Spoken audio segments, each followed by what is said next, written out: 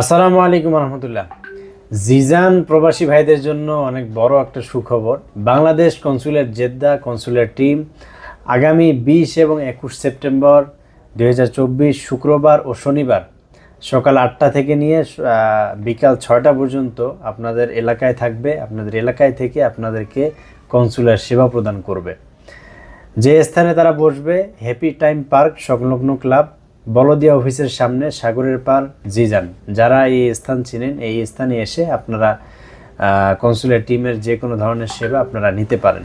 এই consulate team যা যা সেবা প্রদান করবে, এমআরপি পাসপোর্ট যাদের মেয়াদ শেষ হয়ে গিয়েছে তাদের পাসপোর্টের আবেদন গ্রহণ করবে এবং ইতিপূর্বে আবেদন করেছিলেন জিজান প্রবাসী ভাইদের মধ্যে, তাদের যদি পাসপোর্ট হয়ে থাকে তাহলে সেটা বিতরণ করবে।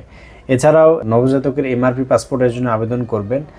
আর সবচেয়ে গুরুত্বপূর্ণ বিষয় হচ্ছে এই বিজ্ঞপ্তিতে ই পাসপোর্টের ব্যাপারে কিছু বলা হয়নি। হয়তো ই পাসপোর্ট সংক্রান্ত আপনারা সেবা পেতে পারেন, আশা করি আপনারা সেখানে তথ্য নেবেন। যদি তারা ই পাসপোর্ট সংক্রান্ত সেবা দেয় তাহলে হয়তো নিতে পারবেন, কিন্তু এই বিজ্ঞপ্তিতে ই পাসপোর্ট সংক্রান্ত কোনো ধরনের কোনো বিষয় বলা হয়নি।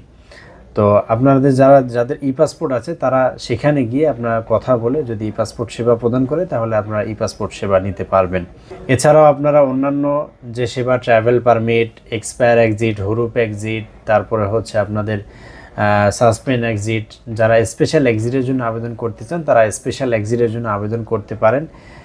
তারপর আপনাদের জন্য সোনালী ব্যাংকের যে কোনো ধরনের সার্ভিস সেখানে থাকবে, অ্যাকাউন্ট খোলা থেকে শুরু করে তারপরে অ্যাকাউন্ট সংক্রান্ত কোনো ধরনের জটিলতা এগুলো তারা সলভ করে দিবে।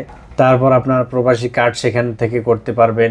এছাড়াও যদি কোনো মৃত প্রবাসী ভাই থাকে তাহলে সেই ক্ষেত্রে তার লাশ দেশে পাঠানোর ব্যাপারে সহায়তা প্রদান করা হবে। তো জিজান প্রবাসী ভাই, আপনাদের জন্য এটা বড় একটা সুখবর। অনেক দিন পরে জিজান সফর করছে বাংলাদেশ কনসুলেট জেদ্দা।